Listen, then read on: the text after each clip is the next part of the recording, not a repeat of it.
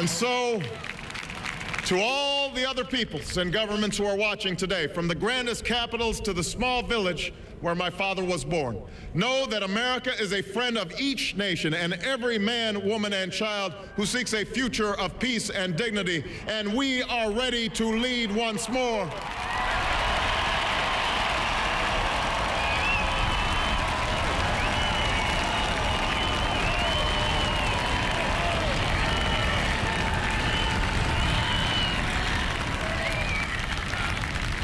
Recall that earlier generations faced down fascism and communism, not just with missiles and tanks, but with the sturdy alliances and enduring convictions.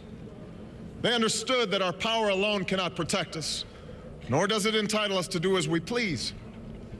Instead, they knew that our power grows through its prudent use. Our security emanates from the justness of our cause, the force of our example, the tempering qualities of humility and restraint. We are the keepers of this legacy. Guided by these principles once more, we can meet those new threats that demand even greater effort, even greater cooperation and understanding between nations. We will begin to responsibly leave Iraq to its people and forge a hard-earned peace in Afghanistan.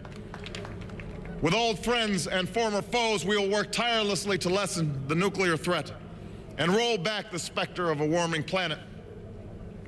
We will not apologize for our way of life, nor will we waver in its defense. And for those who seek to advance their aims by inducing terror and slaughtering innocents, we say to you now that our spirit is stronger and cannot be broken. You cannot outlast us, and we will defeat you.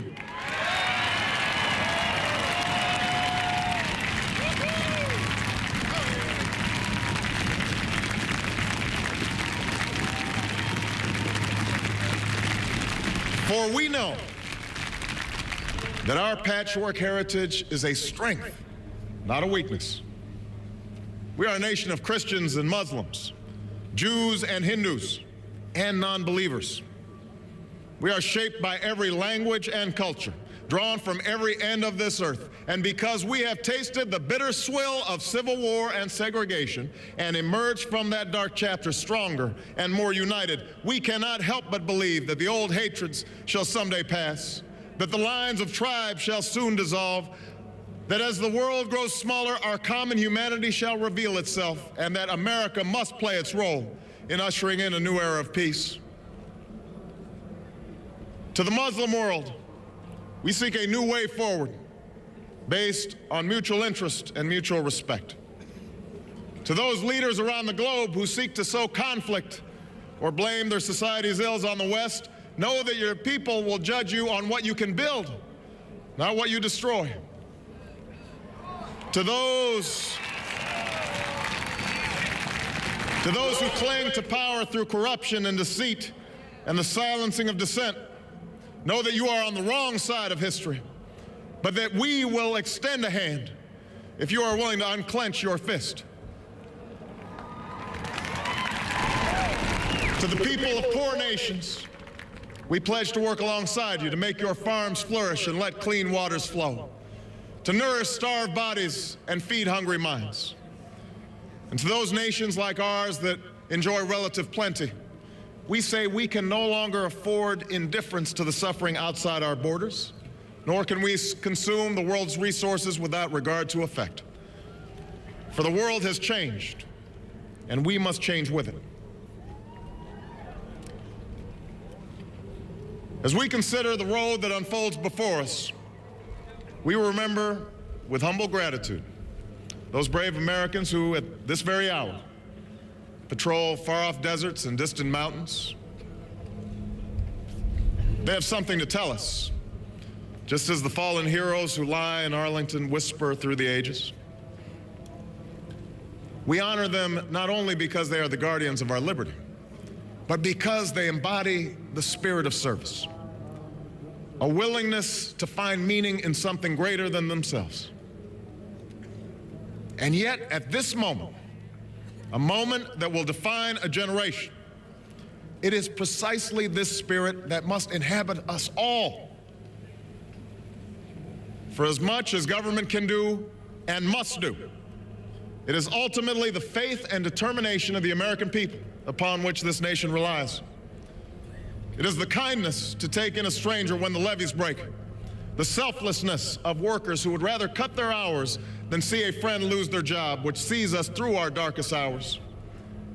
It is the firefighter's courage to storm a stairway filled with smoke, but also a parent's willingness to nurture a child that finally decides our fate. Our challenges may be new. The instruments with which we meet them may be new. But those values upon which our success depends, honesty and hard work, courage and fair play, tolerance and curiosity, loyalty and patriotism, these things are old. These things are true. They have been the quiet force of progress throughout our history. What is demanded then is a return to these truths. What is required of us now is a new era of responsibility, a recognition on the part of every American that we have duties to ourselves, our nation, and the world, duties that we do not grudgingly accept, but rather seize gladly, firm in the knowledge that there is nothing so satisfying to the spirit, so defining of our character, than giving our all to a difficult task. This is the price and the promise of citizenship.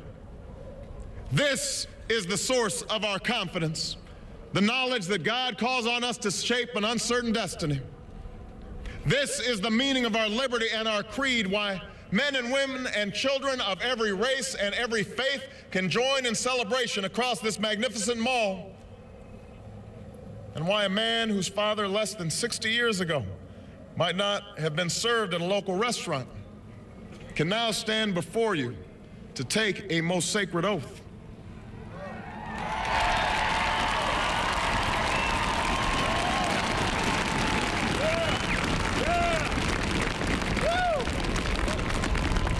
So let us mark this day with remembrance of who we are and how far we have traveled.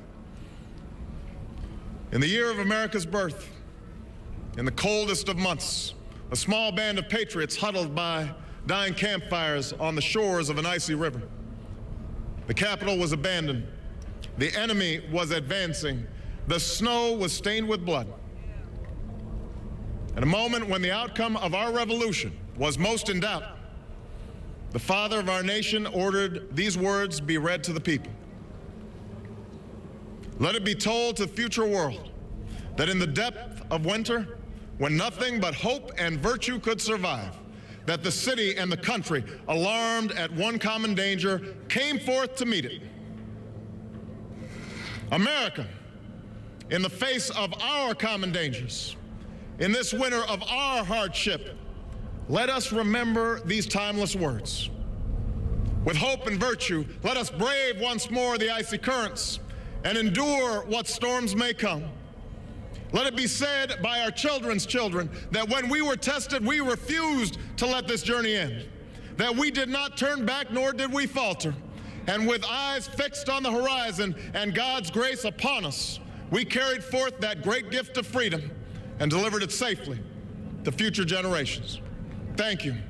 God bless you. And God bless the United States of America.